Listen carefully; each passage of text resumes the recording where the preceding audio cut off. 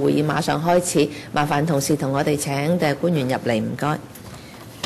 咁今日 call the meeting to order. So let's invite the administration team to join us. We only have one item today, and that's to seek our agreement for the administration to press ahead with its funding proposal, and that's about the organic waste treatment facility phase 1. And it doesn't necessarily have to do with food waste or food produced in the kitchen. Well, from the supply chain, anything that has been produced can also form part of the materials going to the organic waste treatment facility. All right, the paper is very simple. We only have two. One is from the administration, the other one prepared by the Secretariat. So can the officials briefly walk us through this paper? We have two officials here. One is the Undersecretary, and the other is Mr. Elvis Au, Assistant Director from the EPD. Mr. Albert Chen, I have to hurry because I have to attend court hearing. So I'd just like to say that I'm against this revised use. So are you leaving right away? So I'll be reading out your statement in a minute. Okay, so Undersecretary. I'd like to ask my colleague, Mr. Au, who has been following up on this issue for a long time, and there's also a story behind this. And in relation to this story, you can say that back in 2010, we came to this council, and I believe that at the time, when we read the paper, we could see that we had explained to you the technology, the location, where the site could be for the phase 1 structure. So we did have some discussions back then, and today we're coming back here. According to our understanding, members are not questioning the technology that would be used, but that members are basically concerned about the cost estimate when compared to 2010. When we did the crude estimate, the amount seemed to have gone up quite substantially, and therefore I'm sure members would like to know more about this, and we'd like to focus on that too, the reason why the cost has gone up by such a wide margin. And as you can see here, well, for raw works carried out in Hong Kong, they have become more expensive, and I'm sure in other areas members have had a chance to discuss why there have been such cost escalation in many projects. And then back in 2010, when the administration came to brief this council, we then underwent the EIA, and then when we really sat down to work out the details, indeed there was some additional facilities that were inserted, and that might also explain why the cost has gone up. So when it comes to the details of the cost estimate, I'll defer to Mr. Au. Over to you, Mr. Au. Thank you. As the Undersecretary just said, back in 2010, in November, we consulted the EA panel, and then the estimate was based on a very crude estimated capital cost, and the entire administration back then would like to expedite the whole thing so that we could come up with facilities for food waste recovery. And then back in mid-2010, after we got the environmental permit, we immediately came to this panel in November to seek member support for us to press ahead with the tendering exercise. And then in November 2010, after the discussion in the panel, in fact, there were other detailed studies that were going on, including work sites investigations, and also taking reference from the Kowloon Bay experience in collecting and processing waste. So we then set out the operational requirements and site conditions. So after the detailed study in 2010 and also the design studies, we then drew up the tender specifications, and on that basis, in November 2011, we conducted a tender exercise. In fact, there were two tender exercises, and in the first one, the outcome that we got was the quotation was pretty high, and we also felt that that was not in the overall interest of Hong Kong. That's why we dismissed the first tender exercise, and we analyzed the situation then.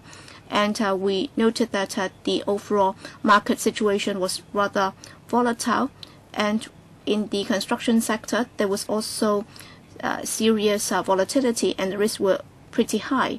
That's why, without affecting the operation and also the environmental requirements, we modify our specifications further, including extending the construction period, and also there would also be more milestone payments and also the guaranteed food waste tonnage of 50 tons in order to share out the risk of waste quantity uncertainty. And then in 2013, we did another tendering exercise, and we completed the evaluation in January 2014. And from what we got from the bids, most of them came back with a price lower than what we got last time. And in accordance with the quotations that we got, we came back with this latest estimates, and that has already reflected the latest market prices. So what factors were there to explain the cost escalation? Basically, there's been a general cost escalation in recent years whenever works are involved, and also after we have completed the detailed design and feasibility studies, we have also included a number of facilities to ensure that there would be sustained capacity to deal with different situations in different weather conditions and so on, so that we'll be able to work round the clock irrespective of the weather conditions. So that's the one thing that we have to do, that is to increase the capacity and also the reliability of the facility. For example, some pre-treatment facility and also some drainage facility or sewage facility, and also the GFA has to go up, and also some odor reduction facilities in order to meet the EIA requirements. And thirdly, after detailed site investigation, we could see that the slope has to be stabilized, and that would also increase the cost. We have also stepped up environmental monitoring. And fourthly, with regard to residual electricity, only after detailed study we were sure that for different facilities after being used, that there would be surplus electricity.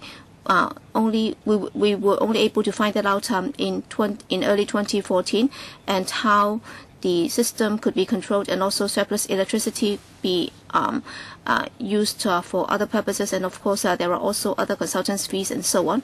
So that has explained the reason why the cost has gone up, and I'm happy to take members' questions. All right.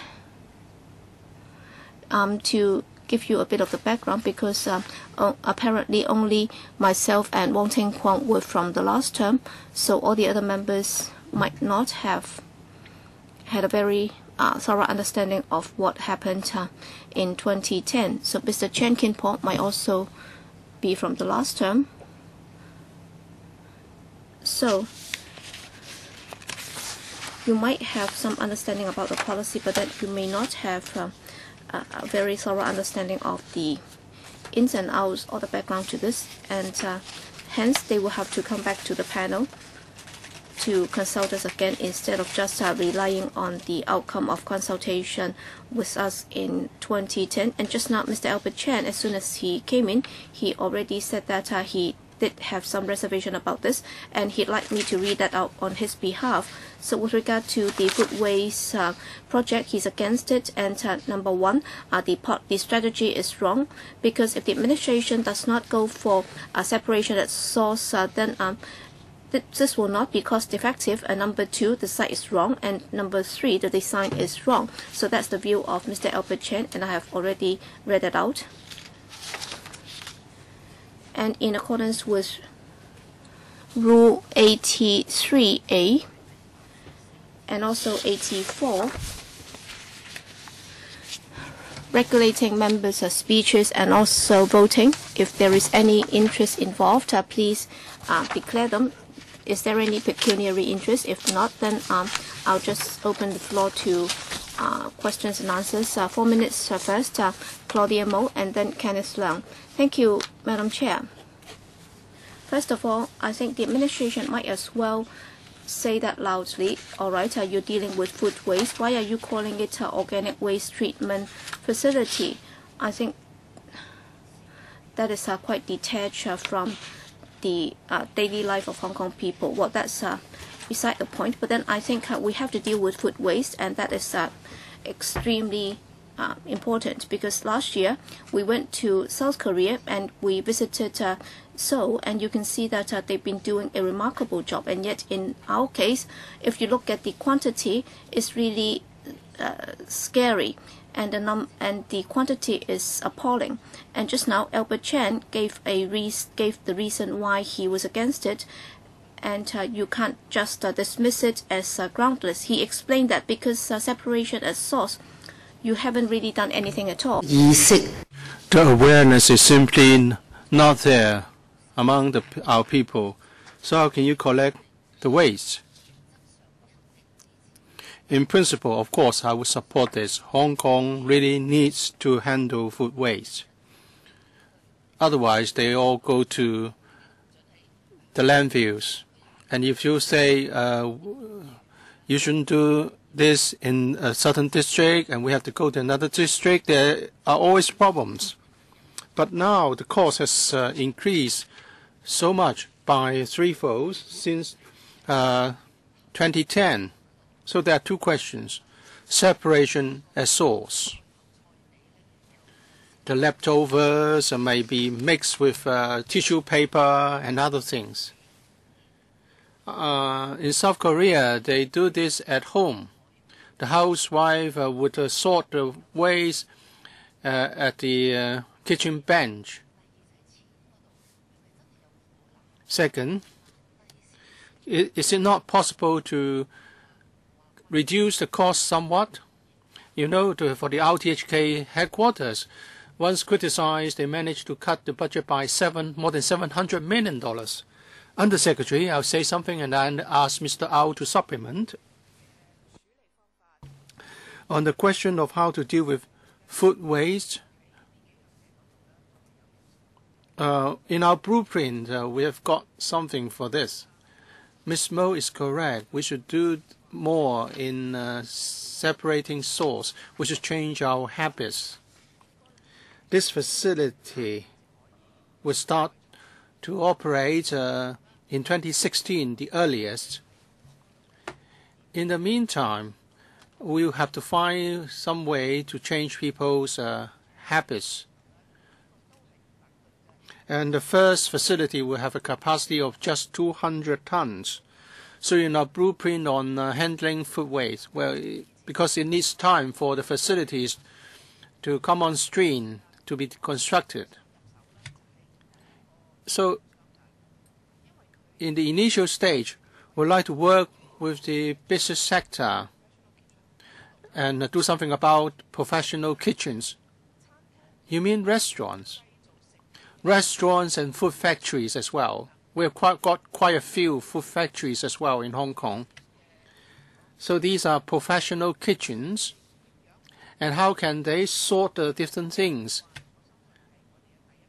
So the first target is to target work habits in food factories, the way they're operated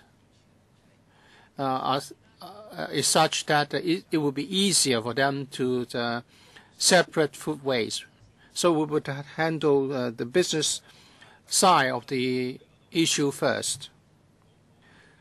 Madam Chair, I understand and I agree that separation as source is important. In the first stage, we would handle the industrial and business food waste, not domestic food waste. Since 2010, we have been working in collaboration with business sector on how to separate food waste. We have been recommending relevant technologies and pilot schemes were launched. More than 120 organizations have collected 1,400 tons of industrial and business food waste through the process. We've also published codes on good practices, and seminars have been organized for them, and the business sector have gradually understood how to do this. And relatively, it's easier to do this in businesses. Domestic food waste is a bigger challenge. So starting from next year, we will going to conduct a study into how we can cover domestic food waste, and And through the first tendering exercise, we have been able to gather more data and try ways to compress the cost.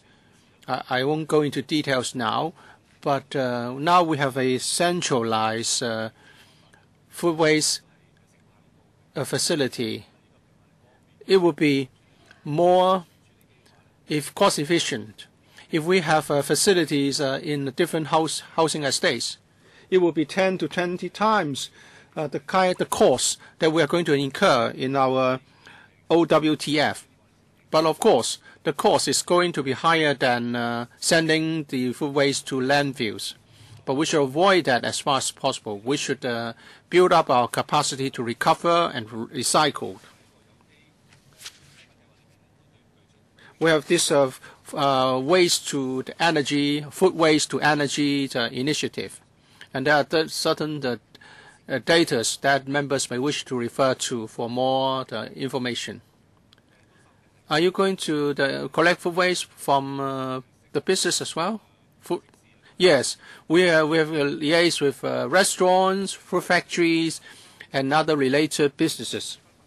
Mr. Kenneth Leung, if we look at paragraph 10, the breakdown of the capital cost from A to I, in particular, I would like to look at F and G.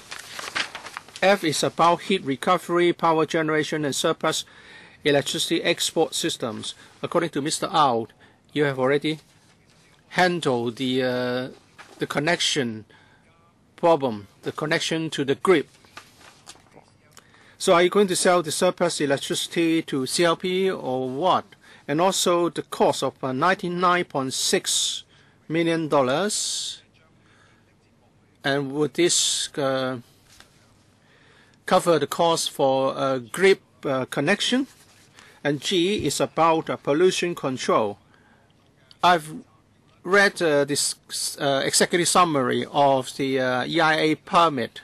It's mentioned that this the air ventilation would be such that its emission would would comply with certain standards, and the chimney would be of such a standard. So it's in the EIA permit some years ago. Now the cost is $41 million. Have you covered in this item the cost to make sure that the chimney emission is up to standard? And also in terms of percentage, compared with the 2010 cost, which two items have registered the highest percentage increase in cost? Is it really construction?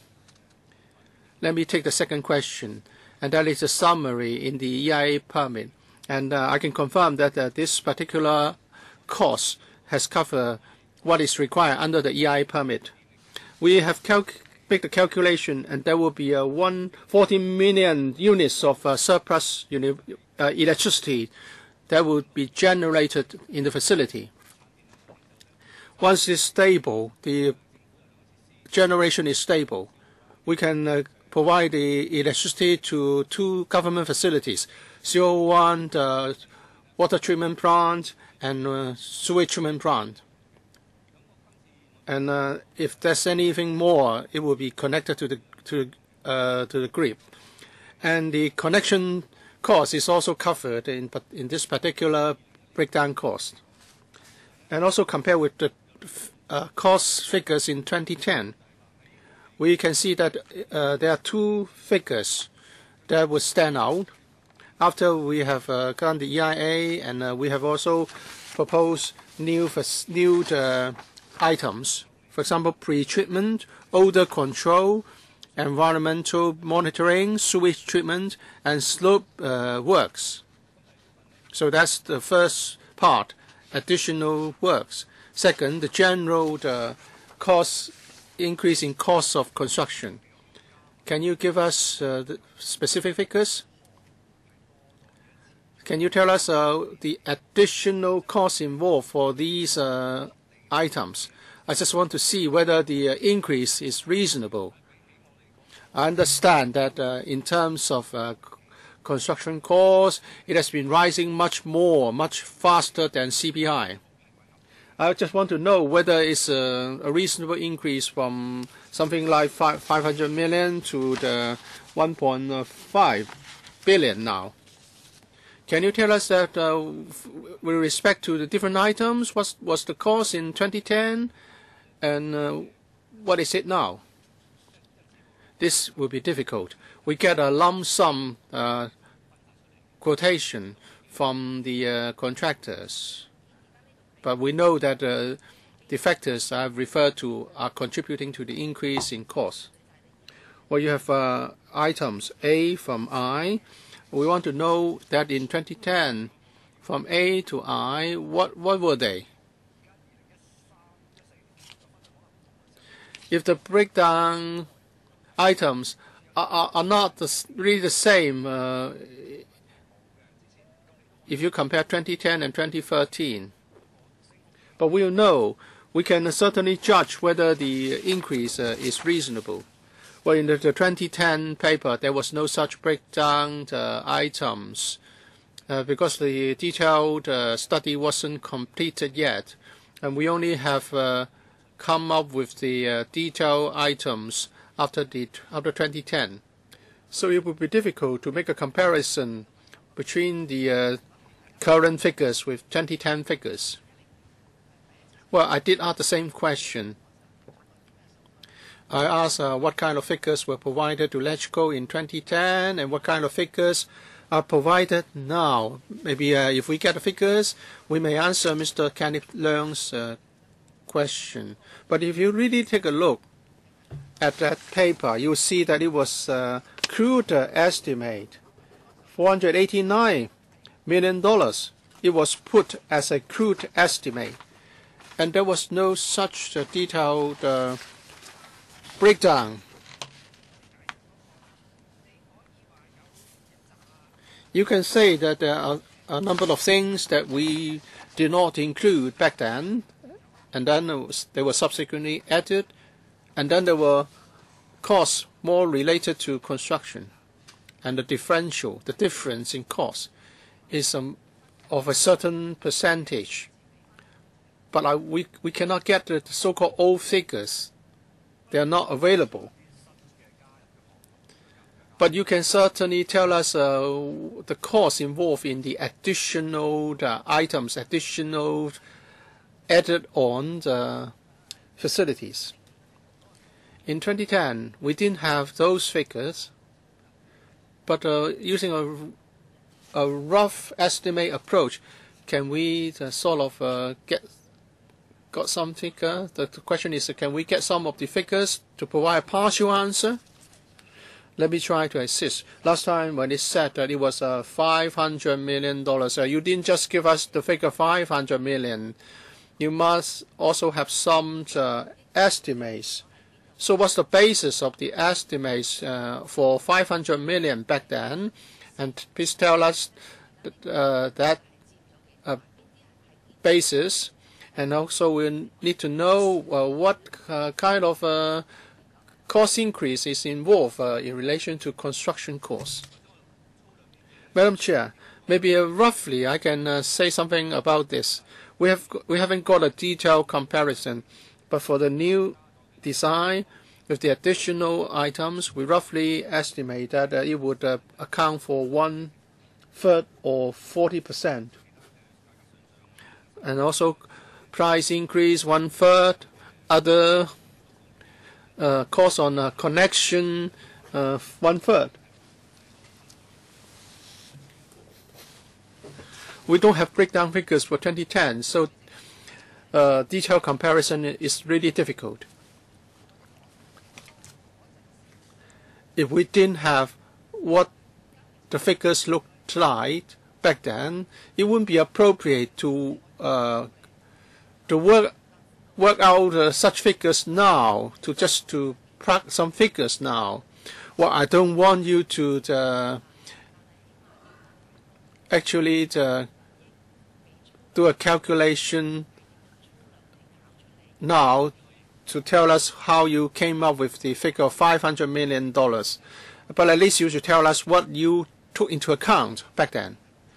Well, we would see what we can do and provide paper to members. So without adding anything or subtracting anything, please tell us in more detail how the estimate back then in 2010 was worked out.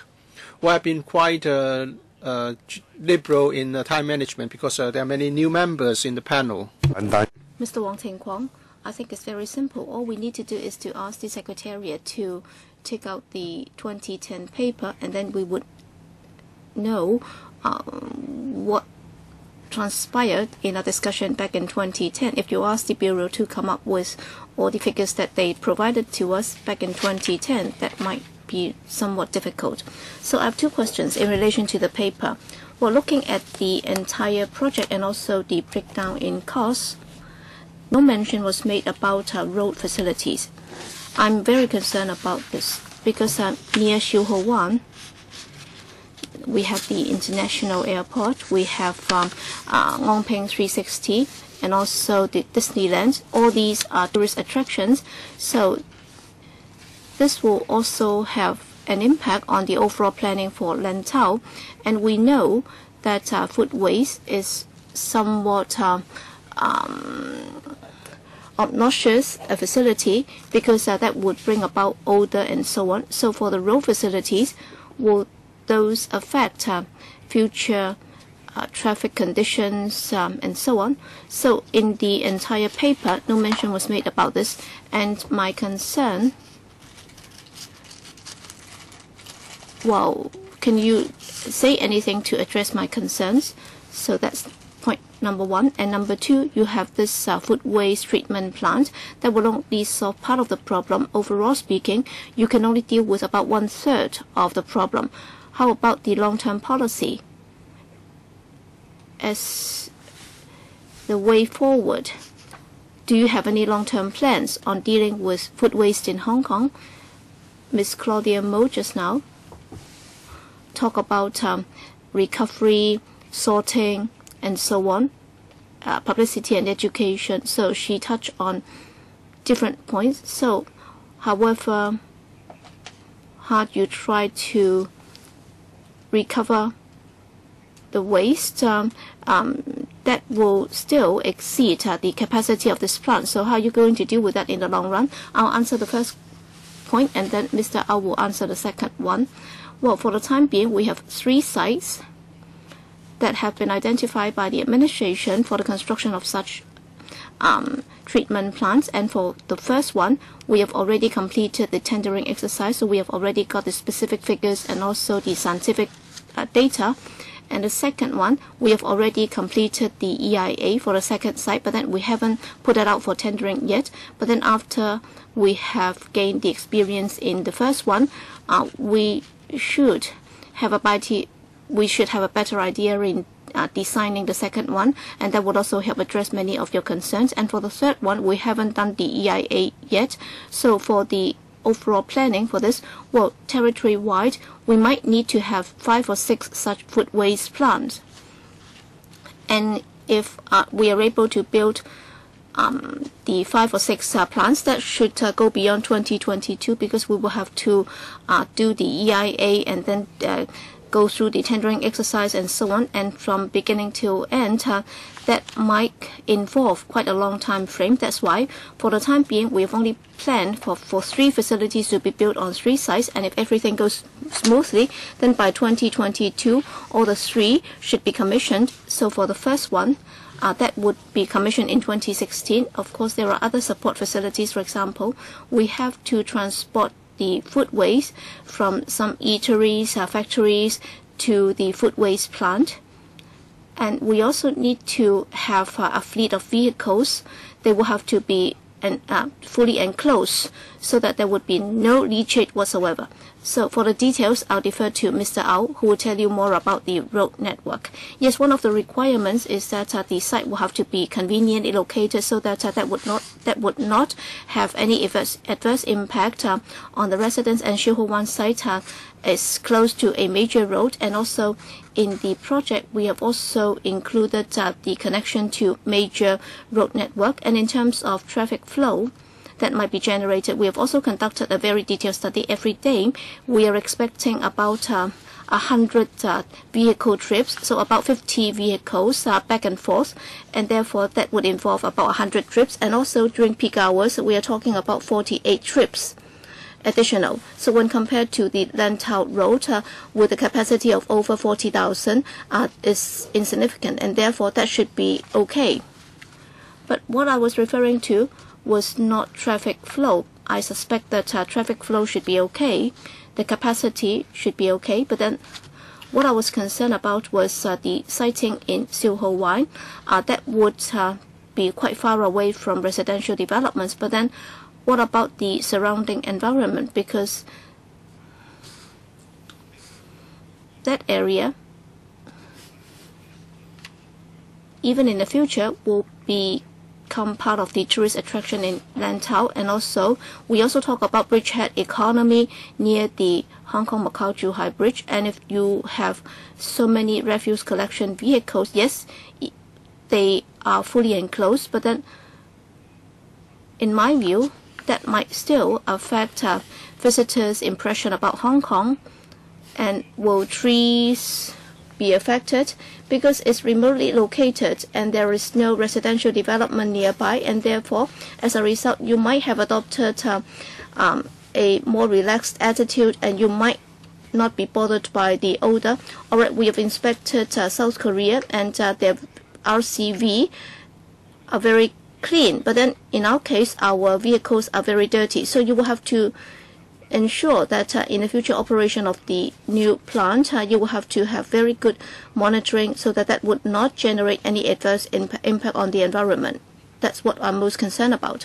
Under Secretary, yes, we will address your concerns. Indeed, these vehicles will be plying through other areas like Tsim Sha Tsui, which is a very important tourist attraction, and they will have to go via Tsim Sha Tsui before reaching Lantau. That's why the overall operation mode, and also whether they look nice and what paints would have to come with them, well, everything will have to be considered very carefully. Alright, point taken. We have 4 members on the list: Chen Kin Po, Frankie Yik, Helena Wong, Lo Wai Kwok, Kenneth Chen, and Elizabeth Quat. Alright. Well, earlier on there were only very few members on the list, and now we will have to extend the meeting by 15 minutes up to 10:45. I've also got some questions, so altogether 7 members. Any further questions from members? If not, then I'll draw a line. Madam Chair,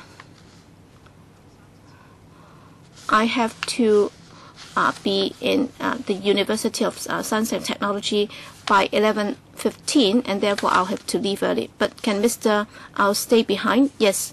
Alright, you can leave by 10:30 under Secretary. So we will be ending by about 10:45. So only 5 minutes each. So I'll be I'll be controlling the time more tightly. Yes, Mr. Chen Kin Po. Yes, of course, I support the construction of this so that we can deal with food waste, because our landfills and also the incinerator, we are still at a deadlock. We don't know what is going to happen to them. So with such facilities commissioning, whether or not it's recycling or recovery center, they are good. So I would be prepared to support it. And of course, we are not happy with a figure of $1.5 billion. But then we can see that there has been cost overrun in many projects. So that's the overall trend. Nothing can be done about it. But then in the paper, you don't have a timetable for the completion of this center. You have not explained how the money will be spent. So can you explain, well, in 2014-15, you're going to spend about $200 million. So what will be done in 2014-15? And also very often there might be delays for the completion of such work. So are you confident that you'll be able to complete that in 4 years' time? Under Secretary or Mr. Au, Madam Chair, I'll try to answer this question. Well, if indeed we get the funding support, then in middle of this year we'll be able to award the contract, and then in 2014-15 they'll be doing a number of things. Number one, the contractor will have to come up with a design. It's a design, build and operate contract. So they will also have to form the site. So these will be done in 2014 and 15. We will also be adhering to a tight schedule. So we hope to be able to complete everything by the end of 2016. So this is a design, build, and operate contract, and therefore the contractor will be doing in tandem the design, and also some of the works will start right away. So they will start the works as soon as possible. So we hope to be able to stick to that time frame in completing the project. Are you confident that you'll be able to complete the structure in 4 years' time? We hope to be able to complete that by the end of 2016. So we will press ahead with that as fast as we could. Frankie Yick, thank you, Madam Chair. I support this project too. Even though all along, with regard to the government's efforts in reducing waste at source, we think they have not done enough, but then we are in favor of this. Well, Claudia Mo just talked about the costs. Is there any room for any further downward adjustment? And Ms. Mo also cited the example of RTHK. They managed to reduce that by $700 million. You can see that they just are reducing the contingency and also cost adjustment or price adjustment reserve and so on. So you've also included a 30% for this. So would you be able to cut that further? And I have a question. You said that you would be targeting some of the food processing plants and you'll be charging them this fee, but then there are two types of food waste. Some would be generated in the course of food production, but then in hotels you can often see that after buffets and so on, all right, for rule-abiding kitchens, everything that has left the kitchen can only be dumped afterwards, so that cannot be returned to the kitchen. It will not be reused. But then I understand that many hotels are very concerned because they are concerned about the possible liability that may entail. But then I understand that there is an institution collecting such food waste, and there is this indemnity, or there is this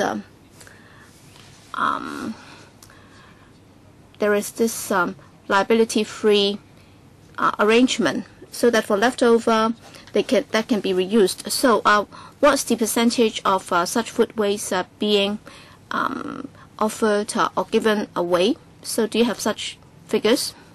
Under Secretary, the administration is now working with some collectors of such food or leftovers that can be consumed. We do have very close liaison with them. Only recently, I had a discussion with a few such organizations. So there is a major project, and under that project, for food suppliers, we can connect with them so that such food or leftover can be donated for consumption. So that's being discussed, but then we also have to sort out the liability issue. Yes, there is a solution to this, because the Center for Food Safety, we had the Center for Food Safety, the CFS. They have issued very detailed guidelines. So for food donation, the donor of such food waste can just follow the guideline. And of course, many eateries or hotels can also donate food, and they can be reassured. But then the question that you asked just now, I'm not in a position to answer that. Well, in hotels or guest houses, how much food can be collected? We don't have that figure. For the time being, we don't have that figure with us. But what we hope to achieve is that the administration should work with some voluntary agencies, and we should encourage more operators to donate whatever food that they can donate. Yes, I've also got this first-hand experience. Some institutions have such concerns, and as a result, they do not wish to participate in such plans or schemes. But then I've already told them that there is this indemnity clause, and as a result, they have decided to take part in such schemes. So that problem has been resolved. But then many people are not aware of that. So, Under Secretary, I hope that the administration can take the lead in doing a bit more. And if we can have all hotels and also major food chains are participating in the scheme, then many people are needing food will no longer have that problem, and your pressure can also be eased. I've also helped out in collecting the food. Indeed, it's very wasteful. Helena Wong. Thank you, Madam Chair. According to the government paper and the paper from our Secretariat, I make some calculations. In 2011, on a daily basis, we have produced 3,240 tons of food waste every day, and it all went to our landfills. We need 5 or 6 such food waste plants in Hong Kong. If we have them, we can handle 1,300 to 1,500 tons per day. So now we have 0. We have no such plant, and even with these plants, we only can handle 1/3 or less than half of the food waste we generate. And that means the shortfall, the remaining, will still go to our landfills. And the government is not able to handle all the food waste from our businesses and households. According to the Under Secretary, you have identified 3 sites, including Siu Ho Wan, and they will be available by 2020. So you are still half short of the target, and even with the target fully accomplished, it's only going to handle half of our food waste. Why can't the government tell us whether you have got some rough ideas about the 5 or 6 sites that you are going to need, and also the timetable and the approach that you are going to adopt to implement this program of 5 or 6 food waste plants? And even with that, we can only handle half of our food waste. So we are lagging far, far behind in what we actually need.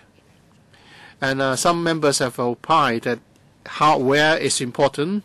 We need these plants. You are not moving fast enough, in my opinion. So let's say you can build these 5, 3, or whatever number of food waste plants, and then you don't need just the hardware. You need to collect food waste from restaurants, the catering trade, and businesses, and even households. I think it's even more difficult to build a network of collection. How can you lay out this network so that when the food waste plants are there, you can really collect the food waste you need? Maybe you can ask district councillors to help you identify suitable sites. How should we deal with food waste? And it's not just really about government facilities. Some members have put it correctly. This is a community-wide initiative. Everyone has to chip in. We have got references in the paper about the solutions. It doesn't mean that we can solve all the problems today. How can we ask people to sort food waste at home, and then how can we find sites for food waste facilities? Please take a good look at the paper, and you know what kind of decisions should be made today and what other issues should be handled subject to further studies. So the question is, with 5 or 6 plants, we can only handle about half of the food waste we generate. Well, this is of course correct, but if we look at the experience in South Korea and Taiwan, and they are ahead of us, and for them, the capacity is also sufficient for 50% of food waste. We're now making a start. We can only come up with some macro design ideas. So roughly, we are still looking at how we can handle 50%, about 50% of the food waste we generate, because that's the kind of capacity that other advanced countries are achieving. I cannot tell you the answers today. I went to Taiwan, I asked them, and they didn't have any answer for me. Have you identified the size? Well, we have only got 3 identified sites. But of course, we are working on it. What about caverns? Have you considered caverns? Well, Dr. Wong, we don't have a lot of time. The meeting would end by 10:45. Maybe you can reserve those questions for the PWSC. Dr. Lo Wai Kuo. Well, the panel to pay a visit, my panel went to pay a visit to Europe. And we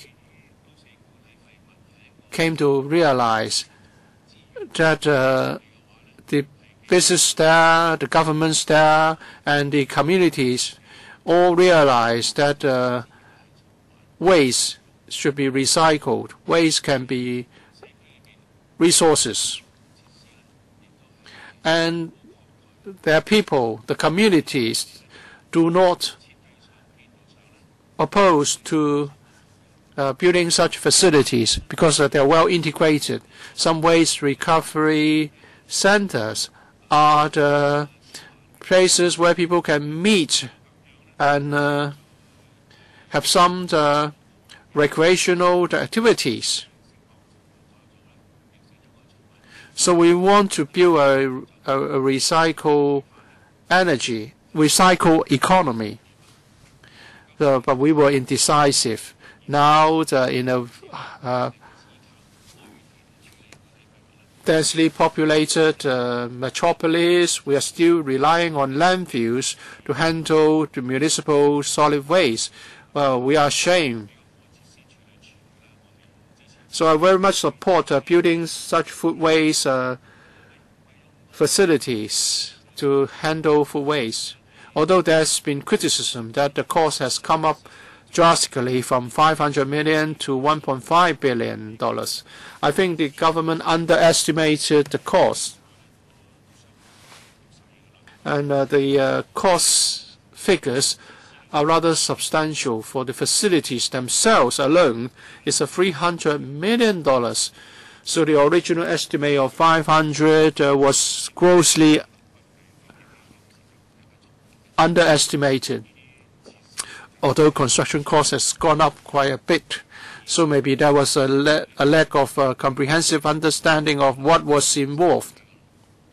Even for a price adjustment, we need $300 million.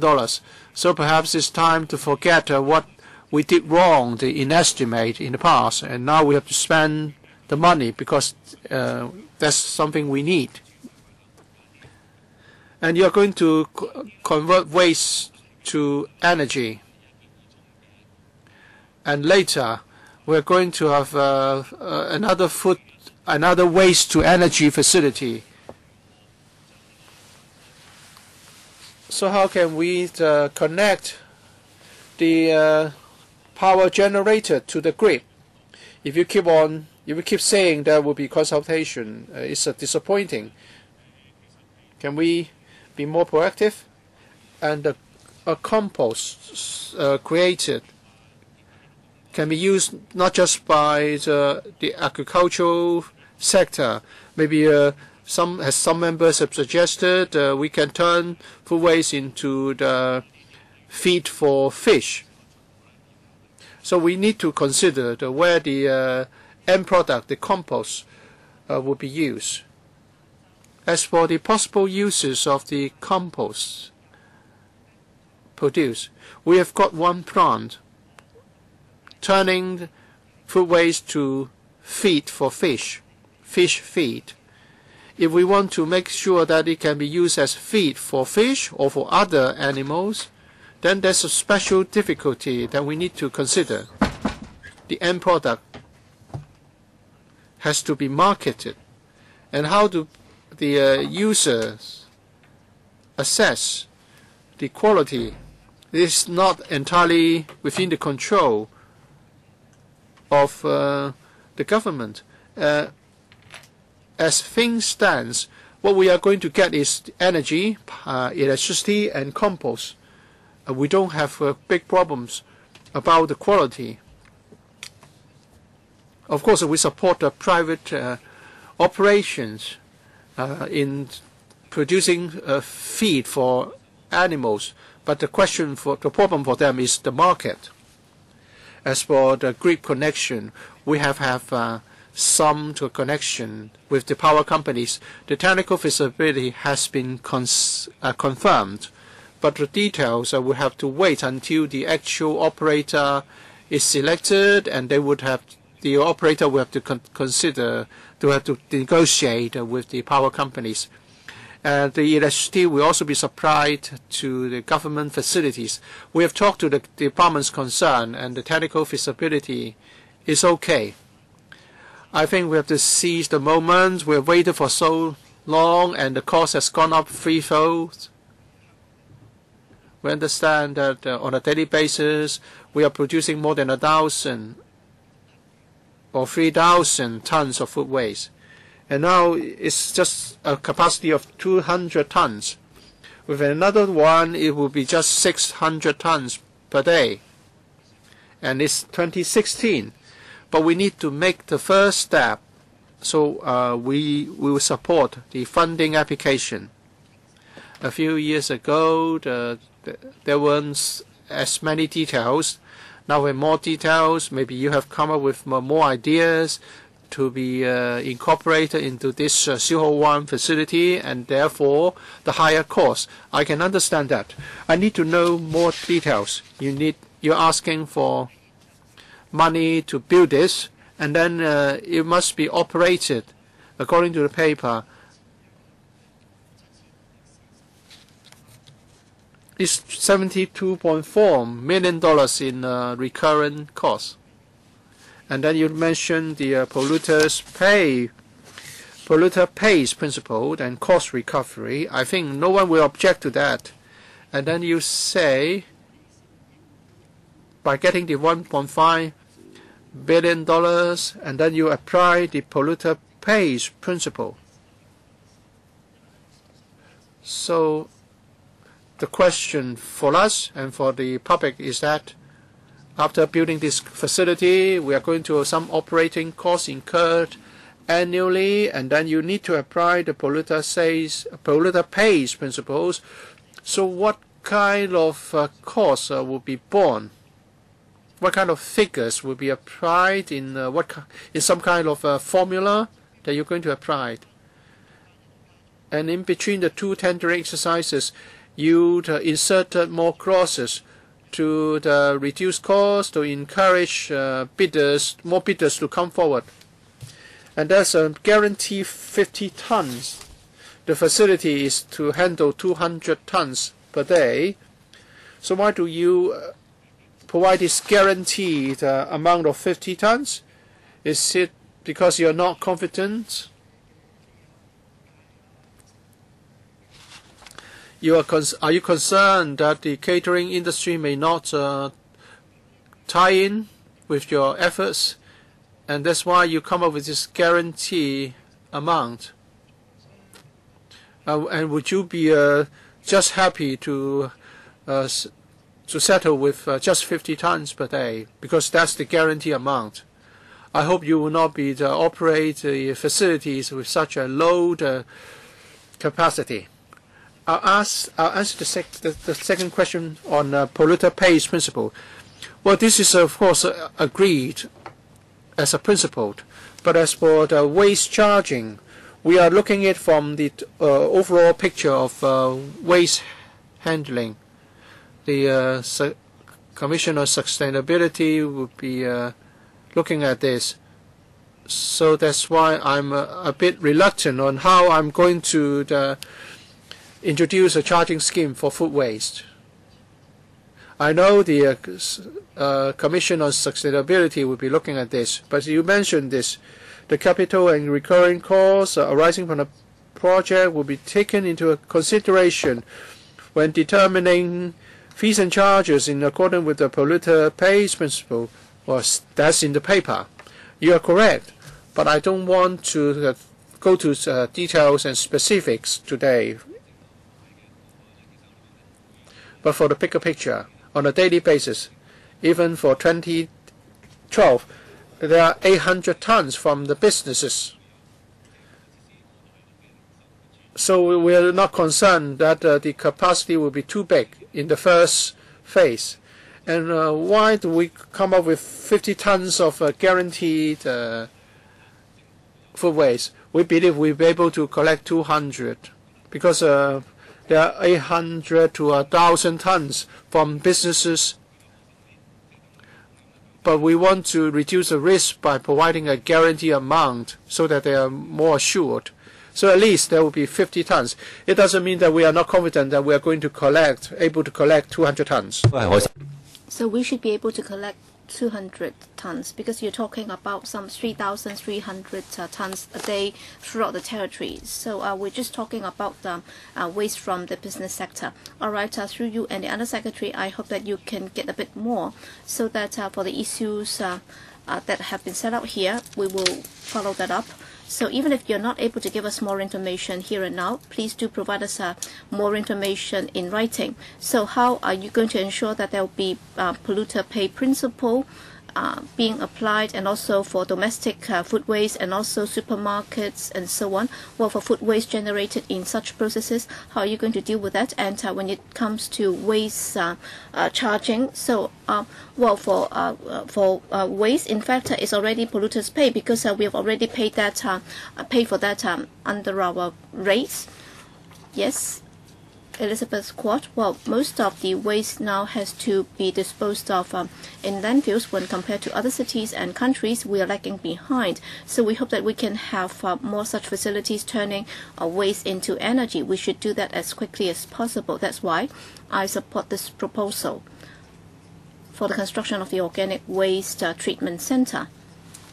I'd just like to ask this. All right, for phase 1, you're collecting 200 tons, and then with 2 more facilities coming onto stream, you'll be able to deal with 600 tons. And for the business sector, it's already generating some 800 tons. So how are you going to prioritize this? So which will go first? Why the priority? And also, what about the outcome? So they have generated or produced some compost. How are you going to make use of that? Well, for the first such organic waste treatment center, I think it will be extremely important because, well, many people in Hong Kong are very concerned about what these centers are going to do. So I think it will showcase what is going to happen next, and that's very important. But then in the paper, I do not see any mention of publicity and education, and there's been no estimates whatsoever for that. So in terms of the design of the building, so have you expected that any visitors can visit the center? So there is no mention of this in the paper. So what kind of education facilities will be there? And also, if many schools will be visiting the organic waste treatment center, then in the operation budget, have you factored that in? Or do you have to get additional funding before you can carry out such education campaigns? And also, how do schools come along or access this facility? All right, 3 questions on prioritization, and 2 about how the compost is used, and 3 is about education. I'll answer the first question, and then Mr. Au will take the second and third question. All right, for this center with a 200-ton capacity, why we are confident that the business sector will be able to supply enough food waste for the center to deal with, as Mr. Au just explained. We have already got several years experience in working with the business sector in collecting such food waste. And of course, after the food waste has been collected, right now is being transported to the food waste plant in Kowloon Bay run by us, and therefore we do have this long-term collaboration experience. That's why once this is commissioned, and 200 tons is not a big quantity, and therefore we are confident that we should be able to work that out with the business sector. So there should be no problem collecting 200 tons of waste for this center. And then for the next one, that would be commissioned in around 2018-19, and I believe that well, the steps will be more or less the same. So we'll just be expanding the scale of cooperation with the business sector. That should not be a problem. And also, you just asked about domestic waste, and also how do we connect with the public. It's about how we collect food waste and how we carry out public education. So there will be a more detailed study on this.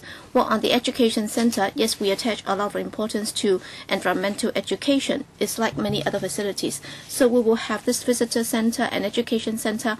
In this facility, we will require the contractor to create a post of community relations officer, and that's already budgeted. And we also have this cost budgeted in or factored in the environmental and visitor center in the facility. You just said that the power generated can be sold to power companies. So how much do you expect to be able to sell to the power companies? How much will go into the treasury?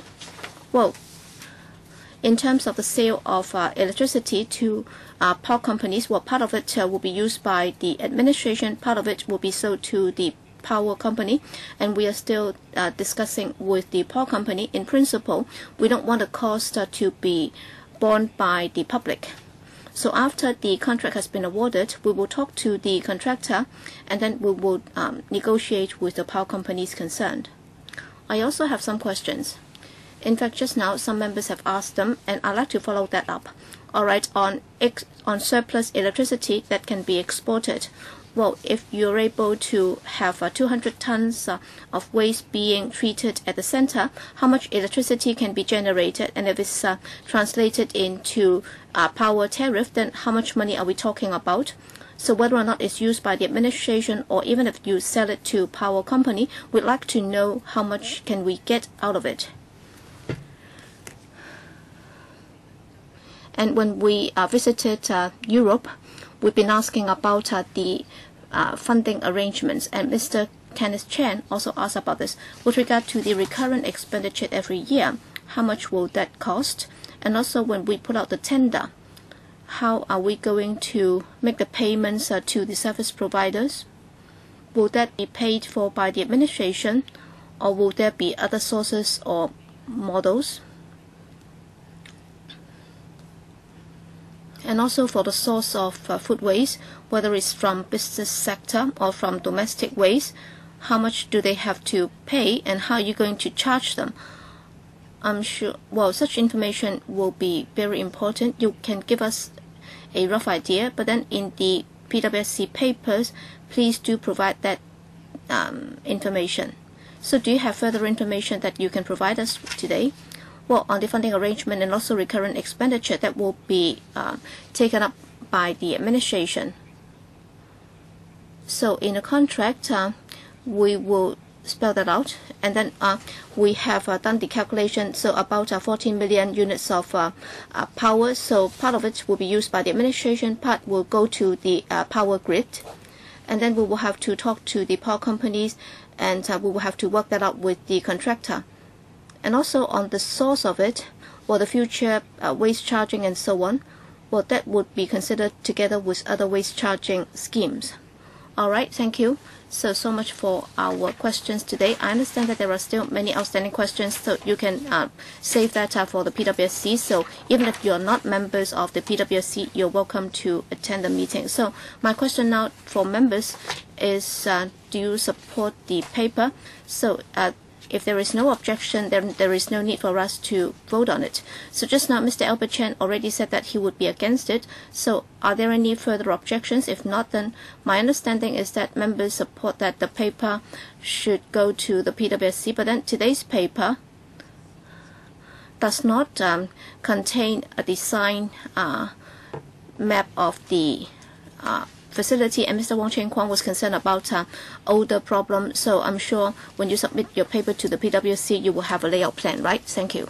Meeting is adjourned.